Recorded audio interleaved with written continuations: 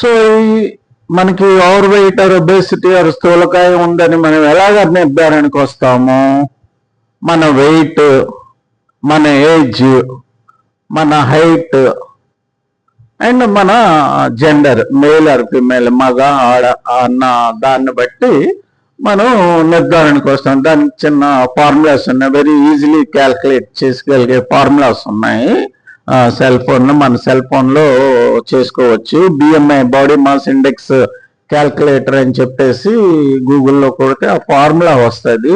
మనం మేలా ఫిమేలా ఫీడ్ చేయాలి, మన వయసు, మన మగ ఆడ ఫీడ్ చేయాలి, వయసు ఫీడ్ చేయాలి, మన వెయిట్ ఫీడ్ చేయాలి, మన హైట్ ఫీడ్ చేయాలి. హైట్ ఫీడ్ చేస్తే దాంట్లో రీడింగ్ వస్తుంది అనమాట. రీడింగ్ వస్తే ఎనీథింగ్ అబౌవ్ 25 కంటే 25 కంటే ఎక్కువ ఉంటే అది ఓవర్ వెయిట్ అంటున్నారు. 25 నుంచి 30 మధ్యలో వస్తే ఓవర్ వెయిట్ అంటున్నారు. 30 దాటి వస్తే ఒబేసిటీ ఆర్ స్థూలకాయం అంటున్నారు అనమాట. సో అంత ఫార్ములా కాకుండా సింపుల్ గా మన నడుము కొలత, వేస్ట్ హిప్ రేషియో అంటారు, WHR అని చెప్పేసి మన బొడ్డు లెవెల్లో, అంబ్లైకస్ లెవెల్లో టేప్ పెట్టి కొలుసుకుంటే మగవాళ్ళకి 90 సెంటీమీటర్ల కంటే ఎక్కువ ఉన్నా, ఆడవాళ్ళకి 80 సెంటీమీటర్ల కంటే ఎక్కువ ఉన్నా కూడా ఇది ఒబేసిటీ కింద పరిగణిస్తున్నాం. ఆర్ అనదర్ సింపుల్ క్యాల్కులేటర్స్ ఉన్నాయి. మన హైట్, మన వెయిట్ ఒకదానికొకటి ఇన్క్లైన్ చేస్తే మనకి రీడింగ్స్ వచ్చేస్తాయి. ఈ బిట్వీన్ 20 and 25 హెల్దీ అనమాట. అప్ టు 25 హెల్దీ, 25 వరకు, 25 నుండి 30 వరకు ఒబేసిటీ, 30 దాటితే 35 వరకు, 30 నుంచి ఒబేసిటీ అంటున్నారు. ఆ దాటితే ఇంకా గ్రేడింగ్ చేస్తున్నారు, సివియర్ ఒబేసిటీ అని, మార్బిడ్ ఒబేసిటీ అని చెప్పేసి చేస్తున్నారు. సో ఎందుకు మనం ఒబేసిటీ గురించి, స్థూలకాయం గురించి మాట్లాడాలో తెలుసుకున్నాం, ఏం వ్యాధులు దీని మూలాన్ని వస్తాయో తెలుసుకున్నాం. సో దీనికి నివారణ ఉపయోగం ఒకటే, ఎక్కువ పని చేయటం, తక్కువ తినటం, బ్యాలెన్స్. తిన్నంత ఏ రోజుకి తిన్నది ఆ రోజుకి ఎక్స్పెండిచర్ చేస్తేనే బాడీలో each day extra wait add అవ్వదు అనమాట. సో దానికోసం మనం minimum exercises, minimum of 30 to 30 minutes, minimum of brisk walking, speed walking చేస్తేనే కానీ, నార్మల్ వాకింగ్, క్యాజువల్ వాకింగ్ సరిపోదు, మైల్డ్ వాకింగ్ సరిపోదు.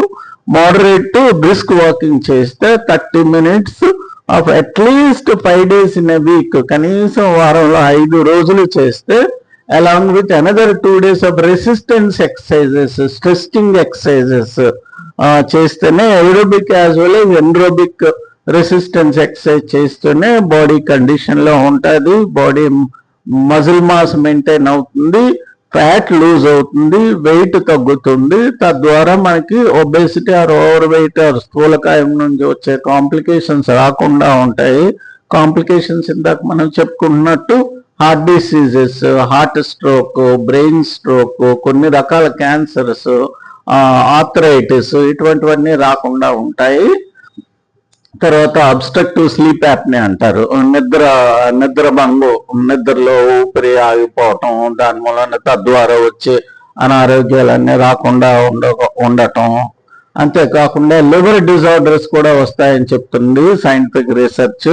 ఫ్యాటీ లివర్ అని చెప్పేసి, లివర్ లో ఫ్యాట్ పెరిగిపోవటం, కొవ్వు పెరిగిపోవటం అని చెప్పేసి. సో ఈ సింపుల్, ఈ హైట్, వెయిట్, ఈ క్యాల్కులేటర్, ఈ బాడీ నడుం చుట్టూ కొలత, అటువంటి సింపుల్ టెస్ట్లే కాకుండా వేరే టెస్ట్లు కూడా, బాడీలో ఫ్యాట్ ఎంత ఉంది, ఎక్కడెక్కడ ఉన్నది అని చెప్పేసి తెలుసుకోవడానికి కూడా టెస్ట్లు ఉన్నాయి. MRI is the best test అనమాట, ఒక మంచి టెస్ట్. బాడీలో ఎక్కడెక్కడ ఫ్యాట్ ఉంది, మజిల్ మాస్ ఎంత ఉంది అని చెప్పేసి మనకి చెప్తుంది అనమాట. దాంట్లో కూడా ఒక రేంజ్ దాటి ఎక్స్ట్రాగా ఫ్యాట్ ఉంటే, ఎక్కడెక్కడ ప్యాంక్రస్ చుట్టూ ఫ్యాట్ ఉందా, లివర్ చుట్టూ ఫ్యాట్ ఉందా, ఇంటెస్టైన్స్ మధ్యలో ఫ్యాట్ ఉందా, ఇదంతా చెప్తుంది అనమాట. సో దీన్నంతా సెంట్రల్ ఒబేసిటీ అంటారు. ఈ సబ్క్యూటేనియస్ మజిల్ లోని స్కిన్ కింద ఉండే ఫ్యాట్ కంట central obesity or visceral obesity అనేది ప్రమాదం అని చెప్పేసి సైంటిఫిక్ రీసెర్చ్ చెప్తుంది అనమాట. ఇది central obesity or peripheral obesity కంటే సెంట్రల్ ఒబేసిటీ ప్రమాదకరమైందని చెప్పేసి చెప్తున్నారు. సో మనం దాన్ని లూజ్ చేసుకోవడానికి ఇంటెన్స్గా ఎక్సర్సైజ్ చేయాలి, తిండి తగ్గించాలి, ఓవర్ ఈటింగ్ తగ్గించాలి, బింజ్ ఈటింగ్ తగ్గించాలి, తర్వాత and hour eating should be mindful.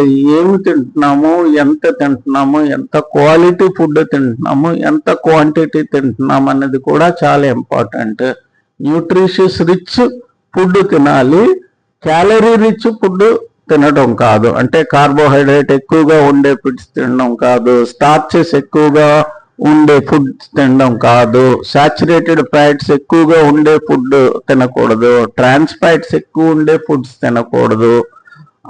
అలాగా స్పెసిఫిక్గా ఫ్రూట్స్, వెజిటబుల్స్ ఎక్కువగా, హోల్ గ్రెయిన్స్, సీరియల్స్లో ఇటువంటివన్నీ తింటే కనుక మనం అందులోకి ఫిష్ అండ్ పౌల్ట్రీ తింటే మంచిది.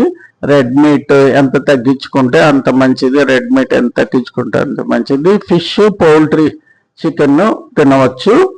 వెజిటబుల్స్ అండ్ ఆయిల్స్ లో కూడా చూజీగా సెలెక్ట్ చేసుకోవాలి.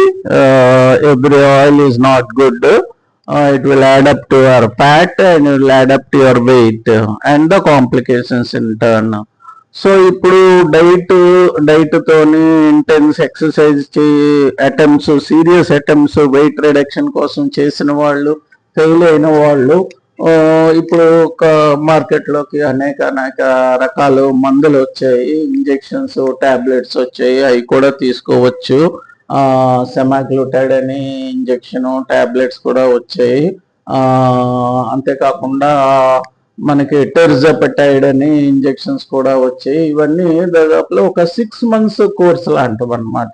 ఈ ఇంజెక్షన్స్ అయితే వీక్లీ వన్స్ ఒక ఇంజెక్షన్ అనమాట, చిన్న మైల్డ్ ఇంజెక్షన్ అనమాట. వీక్లీ వన్స్ మైల్డ్ చిన్న సబ్క్యూటేనియస్ ఇంజెక్షన్ అనమాట. చివరి మన సొంతంగా మనమే చేసుకోవచ్చు. పెన్ లాంటివి ఇంజెక్షన్స్ ఉంటే మనమే ఇక్కడ చేసేసుకోవచ్చు అనమాట. వీక్లీ వన్స్, మంత్ కి వారానికి 4 నెలకి 4 వారాలు ఒకే డోస్ చొప్పున ఉంటుంది. నెక్స్ట్ సెకండ్ మంత్ డోస్ పెరుగుతుంది, అలా థర్డ్ మంత్ డోస్ అలా పెరుగుతుంది అనమాట. అలాగా 6 months వరకు డోస్ పెరుగుతూ ఉంటుంది. అక్కడ మనం ఆపి అండ్ మనం చూస్తాం అనమాట వెదర్ దిస్ వెయిట్ లాస్. చాలా మందికి 2 రకాల ఇంజెక్షన్స్ ఆర్ దిస్ టాబ్లెట్స్ మూలాను అట్లీస్ట్ 15% ఆఫ్ బాడీ వెయిట్ తగ్గుతున్నారు అని చెప్పేసి మనకు సైంటిఫిక్ రీసెర్చ్ చెప్తుంది.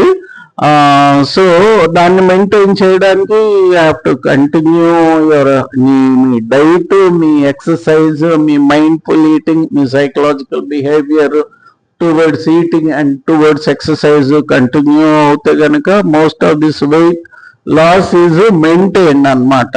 అలా కాని చోట రిబౌండ్ గా మళ్ళా ఈ 6 months పీరియడ్ అయిపోయిన తర్వాత మళ్ళా ఓవర్ ఈటింగ్ చేసిన, ఎక్సర్సైజ్ తగ్గించిన, వెయిట్ రీగెయిన్ అయ్యే అవకాశాలు ఉన్నాయి. కొంతైనా రీగెయిన్ అయిపోయే అవకాశాలు ఉన్నాయి. Though not all that is lost. So ఆ కాంప్లికేషన్స్ నుంచి మనకి వెయిట్ లాస్ మూలాన్ని వచ్చే ప్రొటెక్షన్ మళ్ళీ పోయే అవకాశం ఉంటుంది. హార్ట్ డిసీజెస్ మీద, స్ట్రోక్ మీద, క్యాన్సర్స్ మీద, ఫ్యాటీ లివర్ మీద మనకు ఉండే ప్రొటెక్షన్ పోయే అవకాశం ఉంటుంది. సో వెయిట్ లాస్కి కంటిన్యూ చేయాలి, మైండ్ఫుల్ ఈటింగ్ చేయాలి and intense weekly 200 to 300 minutes of aerobic exercises. అంతేకాకుండా రెసిస్టెన్స్ స్ట్రెచ్చింగ్ ఎక్సర్సైజ్ కూడా చేయాలి. చేస్తే ఈ మెయింటైన్ అవుతాయి ఈ విషయాలు. టాబ్లెట్స్ కూడా ఇప్పుడు వచ్చాయి. ఇంజెక్షన్స్ అంటే ఇష్టపడిన వాళ్ళకి సెమాగ్లూటైడ్ అనే మెడిసిన్ టాబ్లెట్, డైలీ వాడుకునే టాబ్లెట్ వచ్చింది. వేరే ఈ ఇంజెక్షన్స్ అయితే వారానికి ఒక రోజే మైల్డ్ ఇన్సులిన్ ఇంజెక్షన్ చేసుకునేలాగా చిన్న డోస్ అన్నమాట. ఇక్కడ మనంతటి మనమే చేసుకోవచ్చు. సీరియస్ కాంప్లికేషన్స్ అయితే గత ఫ్యూ ఇయర్స్ నుండి ఈ ప్రోడక్ట్స్ మార్కెట్స్ లో ఉన్నాయి. సీరియస్ కాంప్లికేషన్స్ అయితే మాకైతే తారసపడలేదు. కాస్త కూస్తా అంటే ఇవి ఎలాగ మెకానిజం ఆఫ్ యాక్షన్ ఏంటంటే బ్రెయిన్ మీద, గట్ మీద యాక్ట్ చేసి ఆకలిని తగ్గిస్తే, తిండి అంటే అంత ఇష్టపడకుండా చేస్తాయి అన్నమాట. సో తద్వారా మనకి వామిటింగ్స్ వచ్చినట్టు, మోషన్స్ అవి వచ్చినట్టు అనిపిస్తుంది. ఆ ఇంజెక్షన్ వేసుకున్న 1 or 2 days మళ్ళీ తర్వాత మరి ఏముండదు అనమాట 1 or 2 days. బట్ ఈ ఇంజెక్షన్స్ ఆర్ ఈ వెయిట్ లాస్ టాబ్లెట్స్ తీసుకునే ముందు కొన్ని టెస్ట్లు అయితే చేయించుకోవాలి. థైరాయిడ్ టెస్ట్, క్యాల్సిటోనిన్ టెస్ట్ అని చెప్పేసి, అండ్ ప్యాంక్రియాస్ టెస్ట్ అని చెప్పేసి, ఒకసారి ఐ చెకింగ్ కూడా చేసుకోవాలి. General blood test, sugar, cholesterol ఇటువంటివి, కిడ్నీ టెస్ట్ ఇటువంటి ఒకసారి చేసుకోవాల్సి ఉంటుంది as a screening method. Most of the patients మేమైతే ఏమి గత 1 year గా వాడుతున్నాము. మేమైతే ఎవరికి కూడా సీరియస్ కాంప్లికేషన్స్ అయితే ఎవరికి చూడలేదు. 15% అయితే వెయిట్ లాస్ అయ్యారు. అట్లీస్ట్ 10% 6 months అయిపోయిన తర్వాత, ఇంజెక్షన్ ఆపేసిన తర్వాత 10% మెయింటైన్ అయ్యారు. కొద్దిమంది పేషెంట్స్ మటుకి అట్లీస్ట్ 5% వెయిట్ రీగెయిన్ అయిపోయారు. అండ్ ఈ మోటివేషన్ ఇది కంటిన్యూగా ఉండాలి. ఈ వరల్డ్ బెస్ట్ డే సందర్భంగా మరొకసారి శ్రోతలందరికీ, వ్యూవర్స్ అందరికీ విన్నవించేది ఏంటంటే, మీ వెయిట్ ని కంట్రోల్లో ఉంచుకోండి అండ్ మైండ్ఫుల్ ఈటింగ్ చేయండి, న్యూట్రిషియస్ ఫుడ్ తీసుకోండి, ఎనర్జీ రిచ్ ఫుడ్ తీసుకోకండి, కార్బోహైడ్రేట్ రిచ్ ఫుడ్ తీసుకోకండి, fats, trans fats, saturated fats rich foods తీసుకోకండి. Eat less, work more. మనం తిన్నంత ఎక్స్పెండిచర్ వర్క్ చేయాలి.